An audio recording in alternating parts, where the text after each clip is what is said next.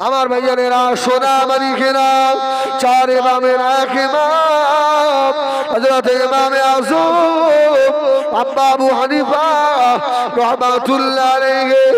আমাদের ইমাম হযরত ইমামে আযমের ভিতরে আল্লাহ নবীর আদর্শ ছিল কেমন দেখুন। ইমামে আযম রাত্রে তাহাজ্জুদ পড়ে। তাহাজ্জুদের নামাজে দোয়া কবুল হয় না? হয় না? দোয়া কবুল হয় তো? দোয়া কবুল হয়। তাহাজ্জুদ নামাজের এত বড় গুরুত্ব রয়েছে। আল্লাহ যারা তাহাজ্জুদের নামাজ পড়বে আল্লাহ তাদেরকে আরশে আজিমের ছায়া দেবে। জোরে বলুন সুবহানাল্লাহ। আমার রাসূলের উপরে তাহাজ্জুদ নামাজ ফরজ ছিল। রাসূল পাক সাল্লাল্লাহু আলাইহি ওয়াসাল্লামের উম্মাহ ইমামে আযম হযরত আবু হানিফা রাহমাতুল্লাহ আলাইহি রাত্রে তাহাজ্জুদের নামাজ পড়ে। আর ইমামে আযম আবু হানিফার ঘরের পাশে একজন মুচির বাড়ি ছিল, মুচির বাড়ি। ও প্রত্যেক দিন মদ খেয়ে এসে ইমামে আযম আবু হানিফা রাহমাতুল্লাহ আলাইহির বাড়ির পাশে ওই চই চেঁচামেচি করে যাতে মুসলমানদের ইমামের নামাজের বিঘ্ন ঘটে। মানুষ কাকে বলে? একদিন, দুদিন, 3 দিন হয়ে গেল, বেশ কিছুদিন চলে সারা এলাকা হয়ে গেল। আমাদের ইমাম আযম আবু হানিফা তাহাজ্জুদের নামাজ পড়ার সময় ওই মুচি মানুষটা মদ খেয়ে এসে ইমামে আযম আবু হানিফার নামাজের ডিস্টার্ব ঘটিয়ে দেয়। এই কথাটা কুফার গভর্নরের কাছে চলে গেল। কুফার গভর্নর দেখে লাল হয়ে গেছে, ফৌজ পাঠিয়ে তার এত বড় সাহস।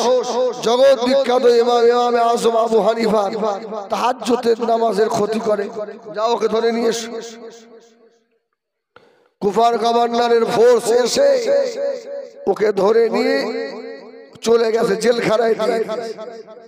হুজুর রাত্রে বাড়িতে এসে তাহাজ্জুদের নামাজ পড়ছে।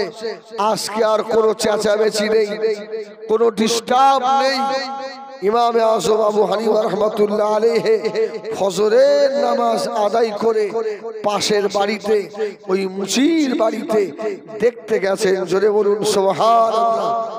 মানুষটা যে প্রতিদিন চিল্লায়, আমার নামাজে বিঘ্ন ঘটানোর চেষ্টা করে, মানুষটার কি শরীর খারাপ করলো? আজকে আর চিল্লানো না কেন? সে যে আমার প্রতিবেশী, এটা আমার হক। সে কেমন আছে তার খোঁজ খবর নেওয়া, ঠিক কিনা বলেন? আপনি নামাজ পড়েন, আপনার বাড়ির পাশে গরিব মানুষ, একবেলা দুবেলা খাওয়া হয় না, আপনি বিরিয়ানি কালিয়া কোপ্তা খান আর মসজিদে এসে যতই কোরআন তেলাওয়াত করেন আল্লাহ আপনার মুখের দিকে তাকাবে না। আল্লাহ আপনার মুখের দিকে রহমতের নজর দিয়ে তাকাবে না। আপনার ছেলেকে, আপনার মেয়েকে আপনি ভালো মন্দ খাওয়ান, ফল খাওয়ান, ফুড খাওয়ান, এতে আল্লাহ আপনাকে নিষেধ করেনি। আপনাকে আল্লাহ অকাত দিয়েছে, আপনার বাচ্চাকে আপনি খাওয়াতে পারেন। তবে ওই ফলের খোসাগুলো রাস্তাঘাটে যেখানে সেখানে ফেলা যাবে না। মুসলমানের আদর্শের না মুসলমান। রাসূলুল্লাহ বলেছেন ওই ফলের খোসাগুলোকে লুকিয়ে এক জায়গায় ফেলে দাও। কেন? কোন গরিবের বাচ্চা যেন ওই ফলের খোলাগুলো না দেখে। জোরে বলুন সুবহানাল্লাহ। তার বাপ হয়তো টোটো চালায়, রিকশা চালায়, দিনে হয়তো 300 টাকা ইনকাম করে, তার বাবার ক্ষমতা নেই তাকে ভালো ফল খাওয়ানো।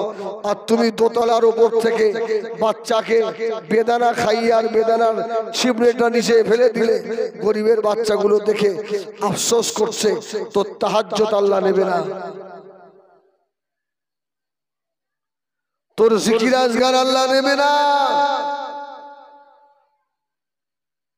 আমার ভাইরা, এই জন্য অনেক সময় দেখবেন আমরা বাজার করি, এখন তো আর বাজারে গেলে অনেকে ব্যাগ নিয়ে যায় না, আপনার ক্যারি ব্যাগে করে, সাদা ক্যারি ব্যাগে করে নিয়ে আসে। এটাও শরীয়ত সম্মত ঠিক নয়। আপনি যত বড় লাটসাহেবী হন, হ্যাঁ, বড় বড় মাছগুলো কিনে ক্যারি ব্যাগে করে ঝুলিয়ে ঝুলিয়ে নিয়ে আসছে, সারা রাস্তার লোক সব। এটা ঠিক? নামাজ পড়লে নামাজ হবে না বাবা, নামাজকে সাজাতে হয়। একটা মেয়ে, যুবতী মেয়ে, ওই মেয়েটাকে যদি সাজানো হয় ভালো লাগে না? লাগে না? ও শুনে মালিকেরা, নামাজ পড়লেই নামাজ হয় না, নামাজকে সাজানো লাগে। সাজিয়ে নামাজ পড়তে হয়। নামাজের সাজানো, হক হালালের উপরে চলা, প্রতিবেশীর হক আদায় করা, আল্লাহর হুকুম মেনে চলা, এগুলো হচ্ছে নামাজের গহনা। জোরে বলুন সুবহানাল্লাহ।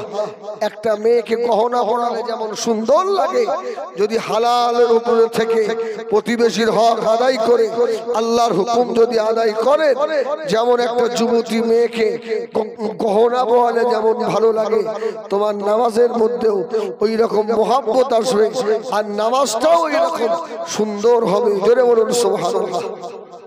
তো ইমামে আযম আবু হানিফা রাহমাতুল্লাহ আলাইহি সকালে উঠে মুচির বাড়ি গেছে, পাশে মুচির বাড়ি, গিয়ে দরজায় ঘা দিচ্ছে। বাড়ির ভিতর থেকে আওয়াজ দিল, কে? ওই সময় চার ইমামের বড় ইমাম হযরত ইমামে আযম আবু হানিফা রাহমাতুল্লাহ আলাইহি হুজুর আবার বলেছিলেন, ও মা জননী, মা তোমার স্বামী আজ কোথায় গেছে? মা, আমি ইমামে আযম প্রতিদিনে নামাজ পড়ি, তোমার স্বামী মুচি মদ খেয়ে এসে আমার নামাজের বিঘ্ন ঘটায়, আজকে আর চিল্লানো না মা, তোমার স্বামী কি অসুস্থ নাকি? আজকে আর আওয়াজ শুনতে পাইনি। মুচির বিবিটা অবাক। আমার বাড়ির পাশে আমার স্বজাতি, আমার প্রতিবেশী, এরা রাত্রিরে আমার স্বামীকে কুফার কমান্ডারের ফোর্স এসে অ্যারেস্ট করে নিয়ে গেছে, এরা কেউ একবারও খবর নিল না। আর যার কারণে ধরে নিয়ে গেল তিনি মুসলমানদের ইমাম, আর তিনি এসে সকালে আমার বাড়িতে এসে আমার স্বামী মুচির খবর নিচ্ছে। জোরে বলুন সুবহানাল্লাহ, সুবহানাল্লাহ। অবাক হয়ে বললে, মুসলমানদের ইমাম আপনি জানেন না? ওর না তো আমার স্বামী মদ খেয়ে আপনার নামাজের বিঘ্ন ঘটায় বলে কুফার কমান্ডার ফোর্স পাঠিয়ে দিয়ে আমার স্বামীকে অ্যারেস্ট করে নিয়ে গেছে। ও ইমামে আযম, আমার স্বামী গরিব মানুষ, আমার সংসারে বন্যা অভাব। আল্লাহর ওলি চার ইমামের বড় ইমাম ইমামে আযম আবু হানিফা রাহমাতুল্লাহ আলাইহির চেহারা লাল হয়ে গেল। কুফার কমান্ডারের এত বড় ক্ষমতা, আমাকে না বলে আমার বাড়ির মুচি হোক, কাওরা হোক, হিন্দু হোক আর জৈন হোক, তাকে অ্যারেস্ট করলো কেন? জোরে বলুন সুবহানাল্লাহ। সে যেই হোক, সে আমার প্রতিবেশী। জোরে বলুন সুবহানাল্লাহ। এ ক্ষমতা কুফার কমান্ডারকে কে দিয়েছে? হুজুর মুরিদকে বললেন, ঘোড়া রেডি করো, ঘোড়া রেডি করো, আমি ইমামে আযম নিজে যাব কুফার কমান্ডারের কাছে। জোরে বলুন সুবহানাল্লাহ। আমার ভাইরা, চার ইমামের বড় ইমাম ইমামে আযম আবু হানিফা রাহমাতুল্লাহ আলাইহি, যাকে রাসূলুল্লাহ মাজার থেকে বলেছিলেন, ওয়া আলাইকুমুস সালাম ইয়া ইমামুল মুসলিমিন। জোরে বলুন সুবহানাল্লাহ। ইনি মুসলমানদের ইমাম, রাসূলুল্লাহ সার্টিফিকেট দিয়েছিলেন। কিন্তু দুঃখজনক সত্য কথা, এখন আমার সমাজের কিছু হানাফি মাযহাবের ছেলে ইমামে আজম আবু হানিফার মাসলাক তার বাপ মেনেছে, তার দাদা মেনেছে, তার 14 গোষ্ঠী ইমামে আজম আবু হানিফাকে মেনে কবরে চলে গেল। আর সেই বংশে এমন ছেলে তৈরি হলো ইমামে আজম আবু হানিফাকে ওর আর ভালো লাগে না। আসে না নাই? আসে না নেই? আপনাদের দিকেও ফেতনা এসছে? হ্যাঁ, আল্লাহু আকবার। তবে শোনেন, 4 ইমামকে আমরা সম্মান করি। জোরে বলুন সুবহানাল্লাহ। মুজাদ্দিদ জামান পীর আবু বকর সিদ্দিকী বলেছেন, 4 ইমামের জুতো আমরা মাথায় রাখি, এতে কোনো সন্দেহ নেই। এইজন্য 4 ইমামকেই মানি, বিশ্বাস করি এরা আল্লাহর ওলি মানুষ। কিন্তু মানতে হবে একটা ইমামকে। কি 4 জন ইমামকে মহব্বত করতে হবে, মানতে হবে একজনকে। আর এদের মাথায় কোন শয়তান প্রসাব করে দিল? এরা এখন ইমামে আজমকে ছেড়ে দিয়ে আর এক ইমামকে ধরছে। এইভাবে নামাজ হচ্ছে না, হচ্ছে না। ওরা মাথায় টুপি সব সময় লাগায়, টুপি খুলে দিই নামাজ। আসে না, আসে না বাবা? সারা মসজিদে, এটা হানাফিদের মসজিদ, এই মসজিদে মাগরিবের নামাজে ইমাম সাহেব গায়রিল মাগদুবি আলাইহিম ওয়ালাদ-দাল্লিন, আমরা সব আমিন বলতে হয় তো আমাদের, নাকি? আমরা আস্তে বলি না জোরে বলি? আস্তে বলি। আর উনি কোন দেশের হুন, এক সাইডে দাঁড়িয়ে। আচ্ছা এখন বলেন, এই মসজিদটায় ধরেন 200 লোক নামাজ পড়ছে মাগরিবে, সবাই আস্তে আস্তে আমিন বলছে, আর এক সাইড যদি একজন জোরে আমিন বলে চিল্লে ওঠে, এদের সমস্ত যারা নামাজ পড়ছিল এদের নামাজে আর মনোযোগ থাকবে? এদের মনটা ওইদিকে যাবে না, যাবে না? আওয়াজটা কোথায় হলো না হলো? এই জন্য যারা এটা করেন, আমি আপনাদের বলবো, ভাই আমাদের নামাজের ক্ষতি করেন না, আর আপনি বেকার গুনাহগার হন না। হ্যাঁ, আপনি একা একা আপনার নামাজ পড়েন, আমাদের কাছে আসেন না। এসে আমাদের নামাজও ডিস্টার্ব হবে, আপনারও গুনাহ হবে। কেন? আমরা তো আস্তে আমিন বলা মানুষ, আমরা তো জোরে আমিন বলিনি ভাই।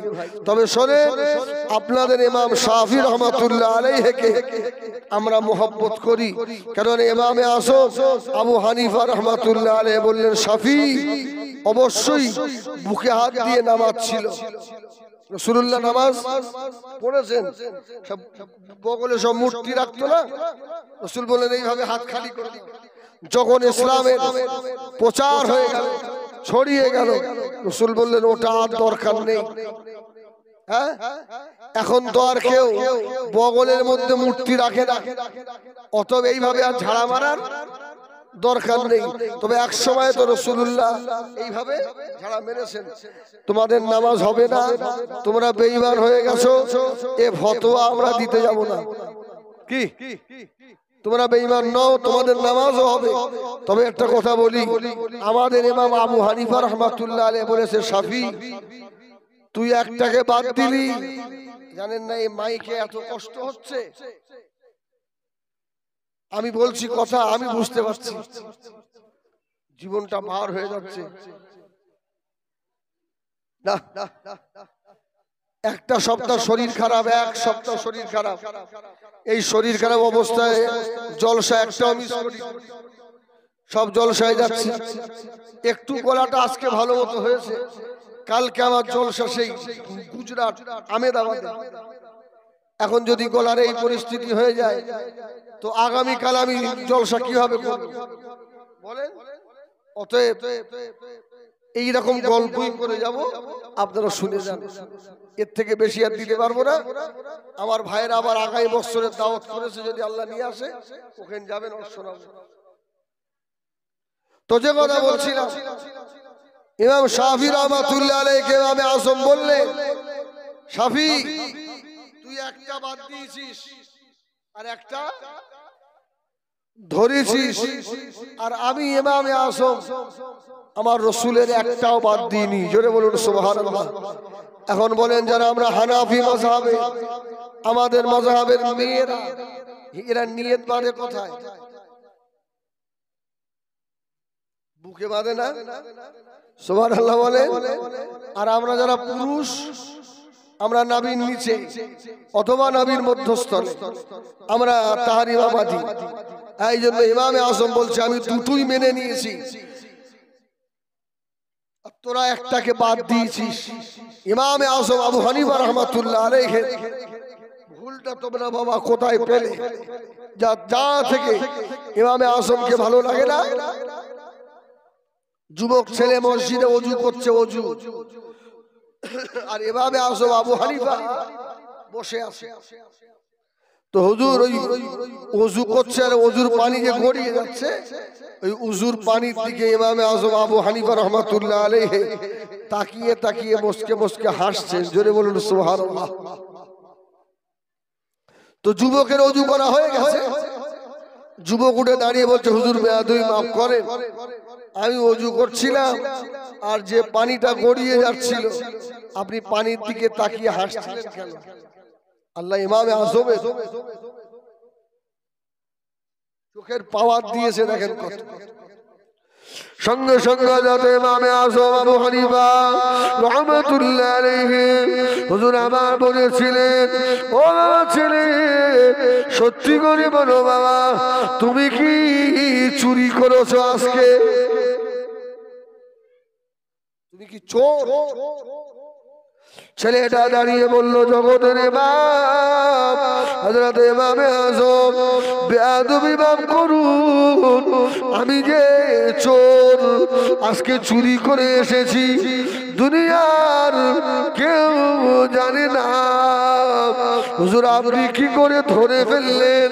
চার ইমামের বড় ইমাম ইমামে আজম আবু হানিফা রাহমাতুল্লাহ আলাইহি হুজুর আমার বলেছিলেন, ও বাবা ছেলে তুমি যে ওযু করছিলে আর ওযুর পানি যে গড়িয়ে যাচ্ছিল, ওই পানির ভিতরে আমি ইমামে আজম দেখতে পাচ্ছিলাম তোমার চুরি করা গুনাহগুলো ধুয়ে যাচ্ছে।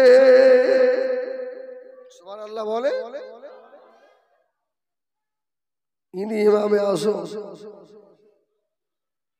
যায় রাত্রিরে আস্তে আস্তে গিয়ে ইমামে আজমের মাথা খারাপ, আস্তে আস্তে ইমামে আজম আবু হানিফা রাহমাতুল্লাহ আলাইহি ছুটে ছুটে গিয়ে কুফার জেলখানার সম্মুখে নয়, কুফার গভর্নরের বাড়ির সম্মুখে গিয়ে দাঁড়িয়েছে। কুফার গভর্নর অবাক হয়ে গেল।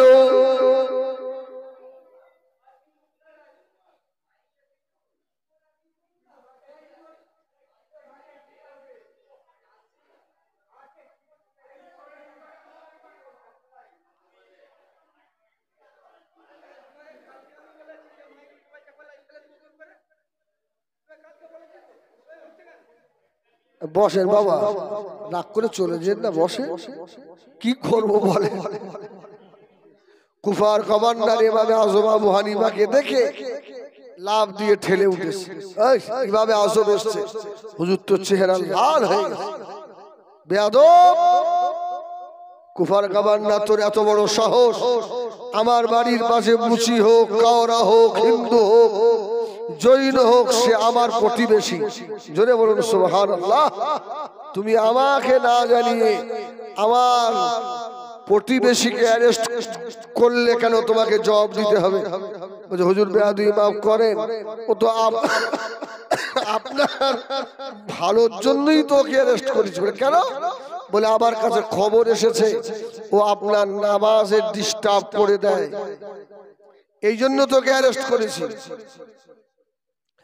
চার ইমামের বড় ইমাম ইমামে আজম আবু হানিফা বলেছিলেন, এ কুফার গভর্নর শুনে রাখো, ও আমার নামাজের ডিস্টার্ব করে, আমার নামাজের বিঘ্ন ঘটায়, তাতে তোমার কি হয়েছে? সে আমার বাড়ির প্রতিবেশী, আমার বাড়ির পাশের প্রতিবেশী, হিন্দু যাই হোক না কেন, সে আমার ভাই, আমাকে না বলে কেন অ্যারেস্ট করলে? এ কুফার কামার, তুমি বড় অপরাধ করে ফেলেছো। আমার বাড়ির পাশের মুচিটাকে এখনই ছেড়ে দিতে হবে। জোরে বলুন সুবহানাল্লাহ। এর নাম হচ্ছে মুসলমান, সুবহানাল্লাহ বলে। আর এর নাম হচ্ছে মুহাম্মদ সাল্লাল্লাহু আলাইহি ওয়াসাল্লামের আদর্শ কাদের মধ্যে ছিল। আমরা মুসলমান বাড়ি দাঁড়িয়ে টুপি, এই জন্য আমার ওস্তাদ কথা বলছিলাম না, বলেছিল কোচি মুসলমান সাজতে দেরি লাগে না, 2-6 মাস দাড়ি কাটবেন না, মাশাআল্লাহ দাড়ি বড় হয়ে যাবে। একটা টুপি মাথায় লাগাবেন, একটা তসবিহ হাতে নিয়ে রাস্তা দিয়ে যাবেন, কত মিয়া আপনাকে সালাম দেবে না, সালাম আলাইকুম সালাম আলাইকুম। তাহলে মুসলমান সাজতে খুব সময় লাগবে না, কিন্তু অরিজিনাল মুসলমানের দাম আছে রে ভাই।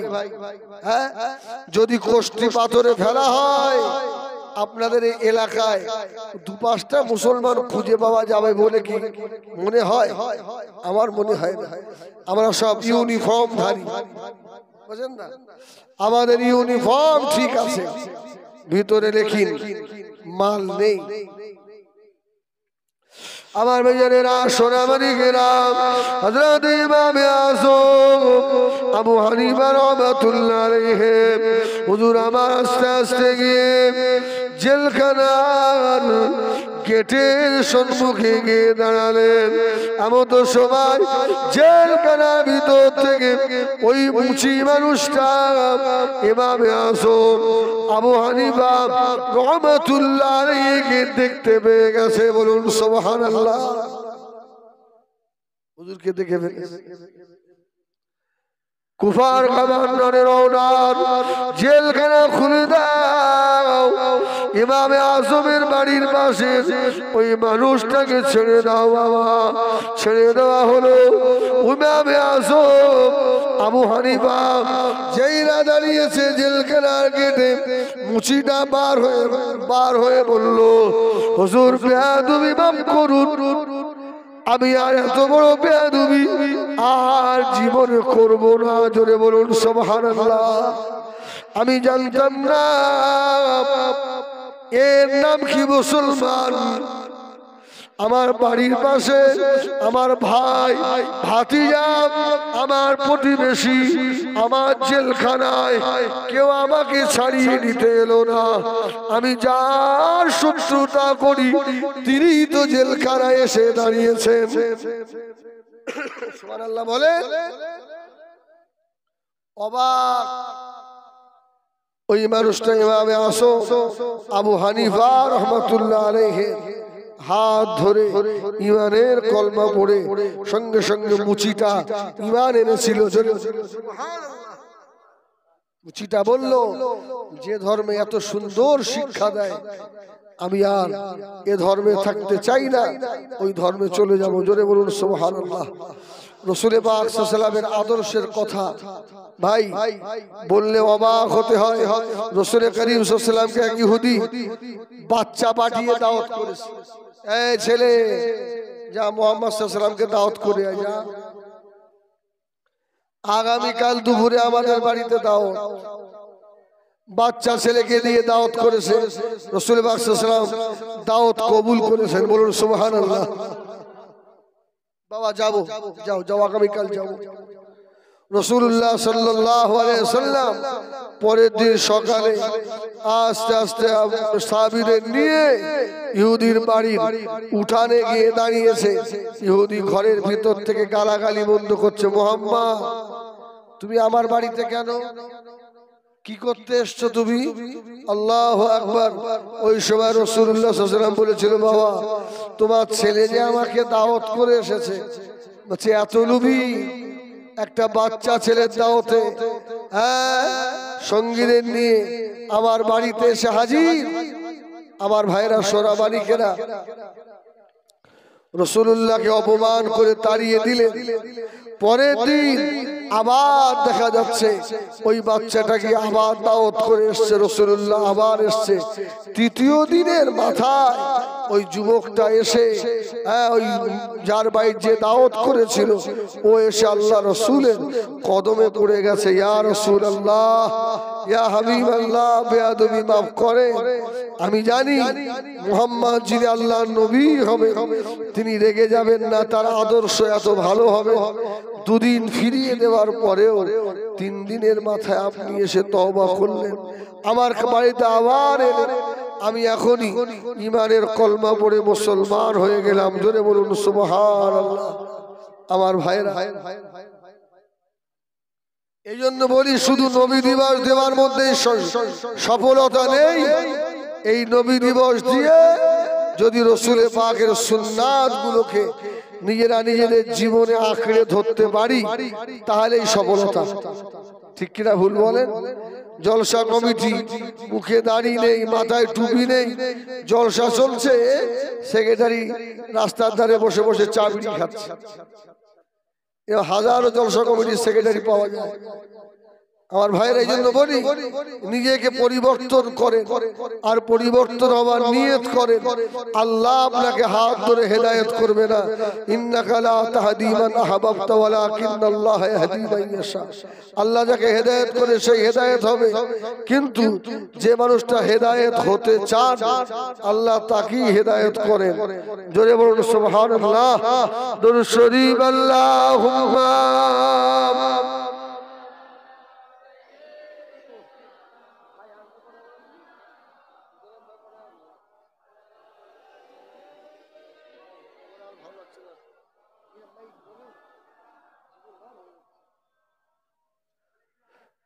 इन हवाओं से कह दो इनार मुझको खुशबू की कोई जरूरत नहीं, जिनकी खुशबू से मैं काम है सारा जहां, खुशबू नबी के पसीने में है। अल्लाहुम्मा।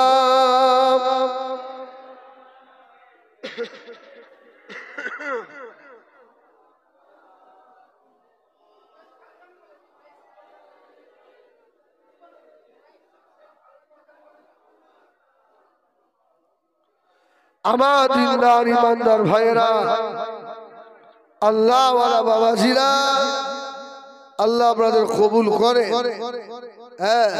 জীবনে রাসূল পাক সাল্লাল্লাহু আলাইহি ওয়াসাল্লামের আদর্শ নিজের জীবনে আঁকড়ে ধরে, দুনিয়ায় আল্লাহ ইজ্জতের হকদার করবে, ময়দানে মাহশারেও আপনি ইজ্জতের হকদার হয়ে দাঁড়াবেন। জোরে বলুন সুবহানাল্লাহ।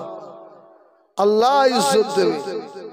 আমার সোনামানি আল্লাহ নবী দিন দুনিয়ার বাদশাহ জনাবে মুহাম্মদুর রাসূলুল্লাহ সাল্লাল্লাহু আলাইহি ওয়াসাল্লাম, আল্লাহ নবী মক্কা থেকে মদিনা শরীফে আল্লাহ নবী হিজরত করলেন। হিজরত করার পরে মক্কার মানুষেরা, মক্কার ইহুদিরা, মক্কার মুনাফিক, মদিনার মুনাফিকেরা মদিনা শরীফে এলান করে দিল মুহাম্মাদের কাছে কেউ যাবে না।